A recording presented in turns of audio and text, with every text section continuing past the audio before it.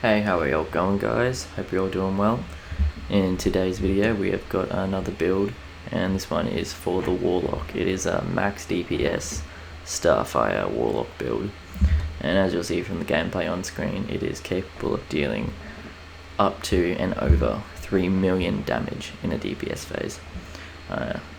This is mainly for raids and stuff like that, where you're going to want to do the max amount of DPS. So we'll get straight into it. We're going to start off with the aspects and fragments, go to mods, and then I'll just show you what else you need for the build and a bit of gameplay. Alright, so for this build guide we're going to start off with the aspects and fragments. Starting off, you're going to want the Well of Radiance, obviously. This is the one where you put it down and it will give you like infinite restoration and radiant effects, which will allow you to get your grenade back really fast. These first three abilities do not really matter that much. Pick whatever you feel you want or need. But for the grenade, you're 100% going to want the fusion grenade. This is definitely needed for the build. As for aspects, you need the Touch of Flame, as this will allow your fusion grenade to explode twice, giving you even more damage out of it. And as for the other aspect, it doesn't really matter, but you're going to probably want Icarus Dash over Heat Rises, because Heat Rises may mess you up by consuming your grenade. So just put on Icarus Dash, but not too big of a deal for that. As for the fragments though, you're going to want the Ember of Benevolence. This will applying Restoration, Cure, or Radiant to your allies, which you do when you use a Well of Radiance, is actually going to increase your grenade melee and class ability regeneration, but you're mainly just focused on the grenade ability regeneration, which this is going to increase amazingly. The Ember of Char, which will give your solar ignitions the ability to spread Scorch to affected targets. This more so works for mobs, but there's not much else you're going to want other than these other two. This one definitely. Ember of Ashes, you apply more Scorch stacks to targets. This will allow your fusion grenade to do even more damage by just scorching your targets out. Ember of Eruption, your solar ignitions have an increased area of effect. So you're also going to want this because it's going to make your grenades have an increased area of effect, a bigger explosion, in turn giving you more damage.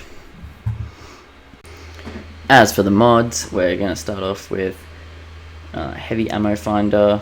You don't really need that. It's good for if you're doing raid, so this is mainly what this build's for anyway. It's for doing DPS on a boss, so that may help you out because you're going to want to use your rocket launcher with this.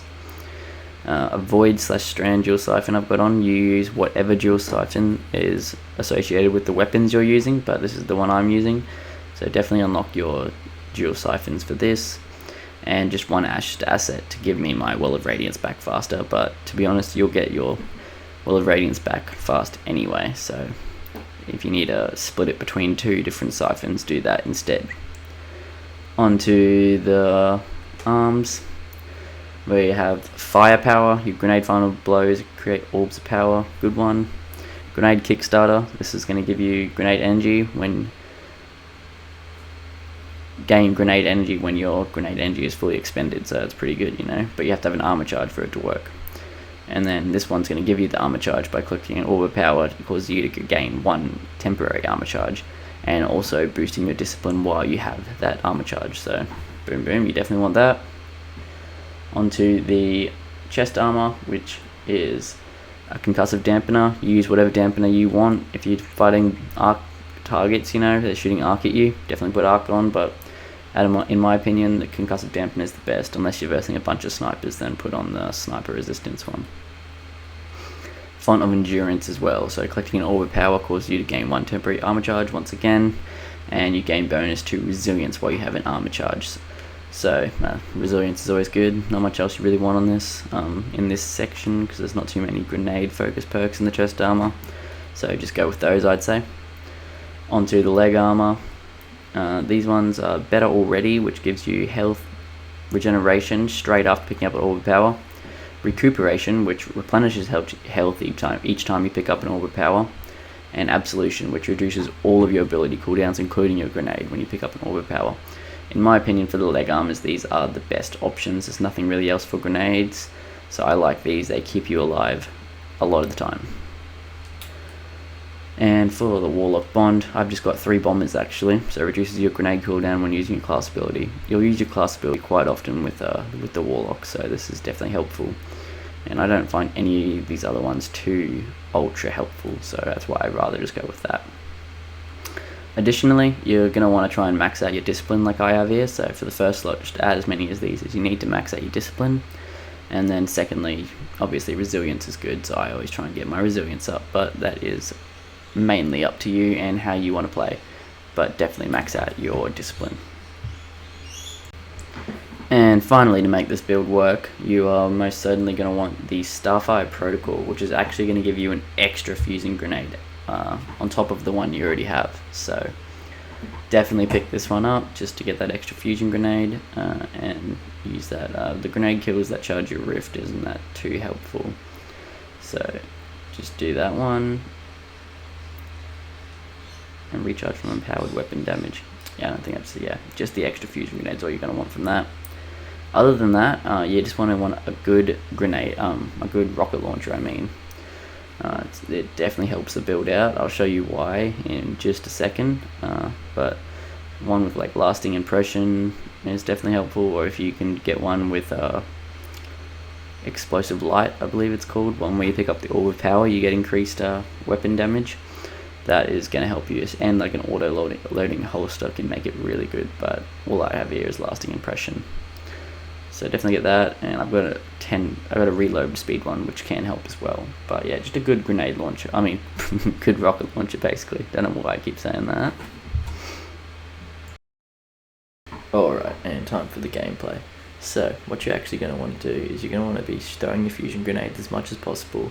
Whenever they do need a recharge, you're going to want to shoot your rocket launcher, and you're also going to want to have your well of radiance down, obviously. So as you see from the gameplay, I'll throw my fusion grenade. While it's recharging, I'll shoot my rocket launcher, reload, and then throw another fusion grenade, or as many as I can.